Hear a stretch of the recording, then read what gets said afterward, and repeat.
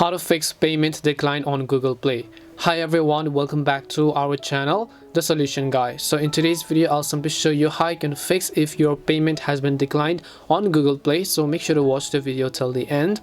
So maybe you're trying to purchase some kind of apps or games, but it simply says payment decline. This could be happening with the issue with the credit or debit card that you're trying to add. So if you're adding a debit card of a specific bank, the problem could be that the bank doesn't accept that type of card, and your Google Play Store also doesn't accept those national debit cards that is issued from your bank, right? So in that case, you want to make sure to contact your bank and then figure out what the root cause of the issue is.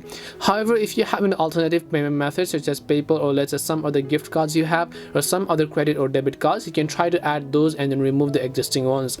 So to do that, all you have to do is tap on the profile icon from the top right hand side of the screen, and once you tap on the profile icon over here, you want to go to payments and subscriptions, and then as you go to payments and subscriptions, at the very top you can see payment methods, right? So you want to make sure to just tap on the payment methods button, and as you tap on payment methods, first of all, if you have an existing credit or debit card, you can go to more payment settings and then try to remove your payment method first of all, and then you can come back and then you can simply tap on add credit or debit card, add another debit or credit card that your bank have issued for you. Once you've added that, this time you should be able to fix that problem. Keep in mind that the problem is not with your Google Play Store at all or your Google account at all. The problem is simply with the payment method. You can try to contact your bank and then try to use the transaction in some other places in order to see if the problem persists.